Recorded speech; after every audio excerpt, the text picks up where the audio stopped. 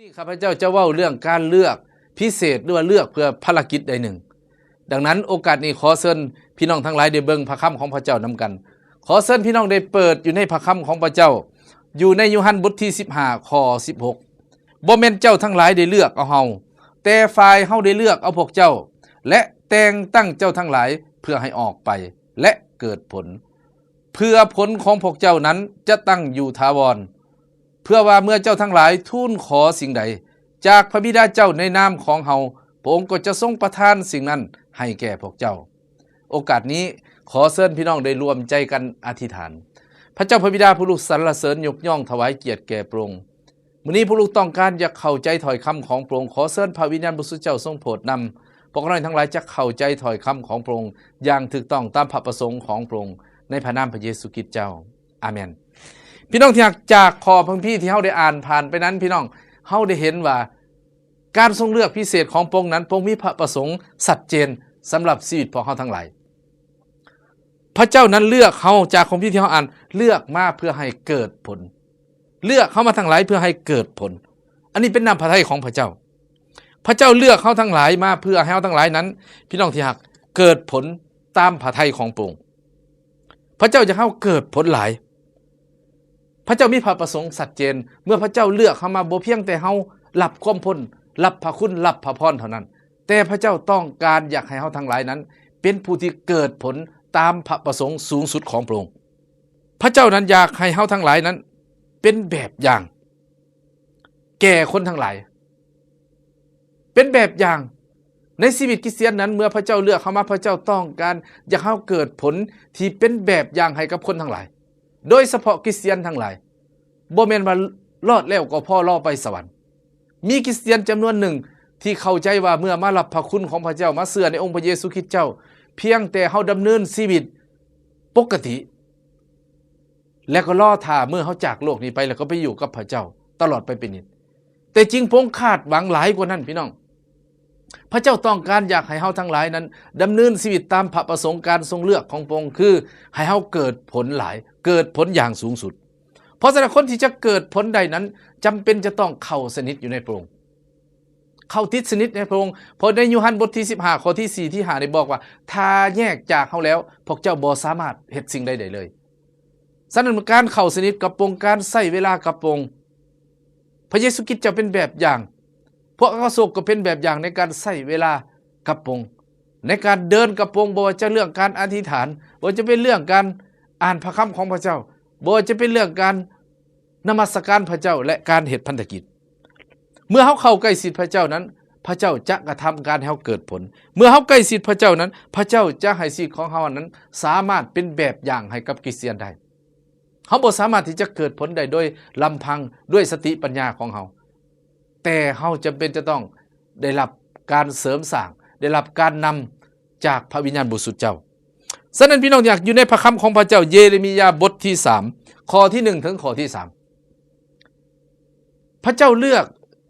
อยู่ในพระคัมภีร์ของพระเจ้าเนเฮมียานี้พระเจ้าเลือกเนเฮมียาเพื่อให้กลับคืนไปสร้างกำแพงที่กำลังหกห้างเพพัง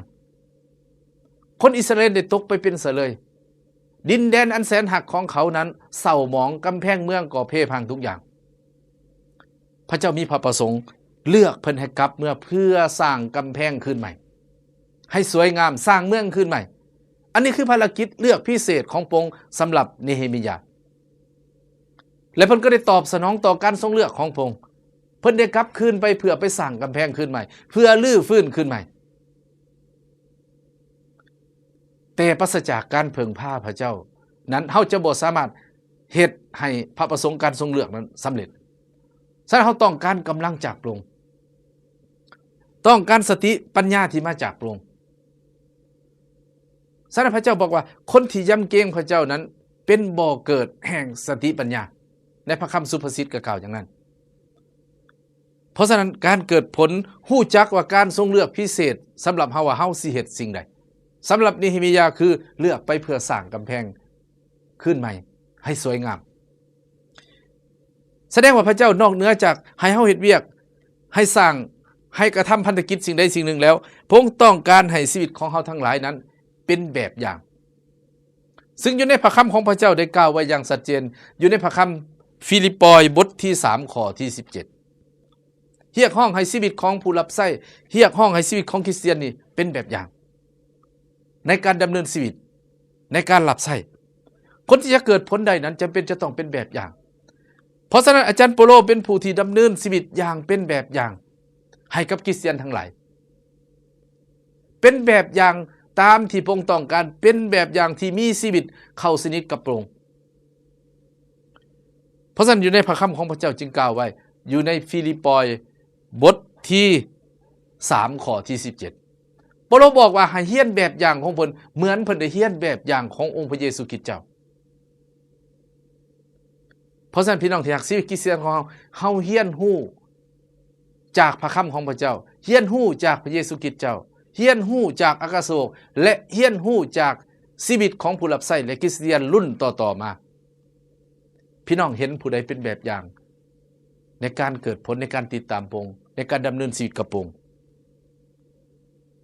ให้พี่น้องเฮียนฮู้จากคนนั้นด้วยเหตุใดเขาจึงสามารถเป็นแบบอย่างได้ด้วยเหตุใดเขาจึงสามารถเกิดผลตามวัตถุประสงค์ของพระองค์ได้อันนี้อันที่1พี่น้องการเกิดผลหลายอันที่1แล้วเฮาสิมาเบิ่งประการที่2ประการที่2นี้พระเจ้านั้นได้แต่งตั้งเฮาทั้งหลายเพื่อให้ออกไปยังออกไปเกิดผลหมายความว่าการเกิดผลที่1แม่นเกิดผลในระดับในกิจจักรเกิดผลในอยู่ในระดับใกล้เคียงแต่ในที่สูงกว่านั้นคือพระเจ้าเอิ้นเฮาอาจจะเป็นศาสนาทูตหรือมิชชันนารีไปประกาศข่าวประเสริฐข้ามวัฒนธรรมไปประกาศข่าวประเสริฐกับประเทศอื่นๆกับเผ่าอื่นบ่เพียงแต่เกิดผลในท้องถิ่นเฮาเองเท่านั้นฉะนั้นเพิ่นจึงว่าเกิดผลหลายฉะนั้นพระเจ้านี้ให้เฮารับผิดชอบต่อการทรงเอิ้นของพระองค์ให้เฮารับผิดชอบพี่น้องรับผิดชอบหมายความว่าเฮ็ดหน้าที่ตามที่พระเจ้าทรงเอิ้นเฮาถ้าเฮาบ่ได้รับผิดชอบต่อการทรงเอิ้นของพระเจ้าชีวิตของเฮาอาจจะบ่สามารถที่จะเกิดผลเท่าที่ควรได้รับผิดชอบต่อการทรงเอิ้นหมายความว่าตอบสนองต่อการทรงเอิ้นพระเจ้าเอิ้นเฮาเป็นผู้ใดเป็นศิษยาภิบาลเป็นอาจารย์เป็นผู้สอนเป็นผู้บริจาคเป็นผู้บริหารเป็นศาสนาทูตให้เฮาตอบสนองหรือพระเจ้าอาจจะเลือกพิเศษสำหรับภารกิจใดหนึ่งสำหรับของชีวิตของเฮาแต่ละคนที่แตกต่างกันเมื่อเฮาตอบสนองต่อการทรงเอิ้นนะพระองค์บอกว่าพระเจ้าสิบ่ให้เฮาไปผู้เดียวพระเจ้าสิไปกับเฮาพระวิญญาณบริสุทธิ์เจ้าจะซอยเฮาเพื่อเฮ็ดให้พระประสงค์การทรงเอิ้นนั้นสำเร็จพี่น้องที่รักแต่อย่าเฮาละเลยหรือมื้นเสยต่อการทรงเอิ้นของพระเจ้าให้เกิดผลตามพระทัยของพระองค์พระคัมภีร์บอกว่าให้เกิดผลตามน้ำพระทัยน้ำพระทัยของพระเจ้าคือหยังพี่น้องน้ำพระทัยของพระเจ้าคืออยู่ในยูฮันบทที่6ข้อที่38ถึงข้อที่40พระองค์ว่าพระองค์มาในโลกนี้บ่ได้เฮ็ดตามใจของพระองค์แต่เฮ็ดตามพระประสงค์ของพระองค์ผู้ทรงใช้พระองค์มาหมายถึงว่าพระบิดาเจ้าผู้ทรงใช้มาพระองค์ปรารถนาบ่อยากให้ผู้หนึ่งผู้ใดนี้สูญเสียความพ้นอยากให้ทุกคนนี่มาถึงการถิ่มใจเก่าเอาใจใหม่และรับเชื่อในองค์พระเยซูคริสต์เจ้านี่คือพระประสงค์ของพระองค์แต่จะให้พระประสงค์นำพระทัยสูงสุดของพระองค์สำเร็จนั้นอยู่ในลูกาบทที่10ข้อที่1ถึงข้อที่6พระเยซูคริสต์เจ้าได้แต่งตั้งพระเยซูคริสต์เจ้าเลือกมาและแต่งตั้งให้พวกเขาออกไปเป็นคู่ๆออกไปด้วยความเชื่อพี่น้องออกไปด้วยความเชื่อในพระเจ้าบอกว่าบ่ให้เอาถุงเงินไปนำหรือเครื่องของไปเข้าเฮือนหลังใดให้อยู่กับเพื่อนหลังนั้นและพระเจ้าเลี้ยงดูและเข้าไปบ่อนใดให้อวยพรว่าให้สันติสุขเกิดขึ้นอยู่ในบ้านหลังนั้นพี่น้องที่รักเพราะฉะนั้นผู้ที่นำเอาข่าวประเสริฐนำเอาเรื่องพระเยซูคริสต์เจ้าไปนั้นสันติสุขจะต้องเกิดขึ้นบ่ได้หมายความว่าอย่างพี่น้องบ่ให้เฮานี่กินอยู่ได้แต่ให้มีความเชื่อในการเลี้ยงดูของพระเจ้าแต่พระเจ้าเลี้ยงดูก็เลี้ยงดูผ่านคนนะพี่น้องผ่านกิจจักรผ่านคนผ่านกิจจักรท่านน้องเคยแบ่งปันพี่น้องก็อ่านพระคัมภีร์หลายรอบการเลี้ยงดูแบบอัศจรรย์โดยบ่ได้ผ่านคนนี่มีน้อยหลายในพระคัมภีร์โดยบ่ได้ผ่านกิจจักรส่วนหลายผ่านกิจจักรของพระเจ้าผ่านคนพี่น้องที่รัก ฉะนั้นอยู่ในพระคัมภีร์ของพระเจ้ามัทธิวบทที่28ข้อที่18ถึงข้อ20ซึ่งเป็นพระคัมภีร์ที่พวกเขาทั้งหลายท่องได้เป็นพื้นฐานในการรับใช้พระเจ้าพี่น้องอยู่ในนี้พระคำของพระเจ้าว่าพระเยซูคริสต์เจ้าได้ยับมาใกล้แล้วทรงกล่าวกับพวกเขาว่าอำนาจทั้งหมดในสวรรค์และแผ่นดินโลกได้มอบให้แก่เฮาแล้วเหตุฉะนั้นเจ้าทั้งหลายจงออกไปเฮ็ดให้คนทุกชาติเป็นสาวกหรือเป็นลูกศิษย์ให้เขารับบัพติศมาในพระนามพระบิดาพระบุตรและพระวิญญาณบริสุทธิ์เจ้าสั่งสอนเขาให้เขาเชื่อฟังหรือว่าถือรักษาสิ่งสารพัดที่เฮาได้มอบไว้แก่เจ้าเหล่านั้นนี่แหละเฮาจะอยู่กับเจ้าทั้งหลายทุกๆวันจนสิ้นโลกนี้หมายความพระองค์จะสอยเฮาพระองค์จะนำพาเฮาให้ชีวิตของเฮานั้นเกิดผลตามการทรงเลือกพิเศษของพระองค์บ่แม่นเป็นคริสเตียนแต่เฮา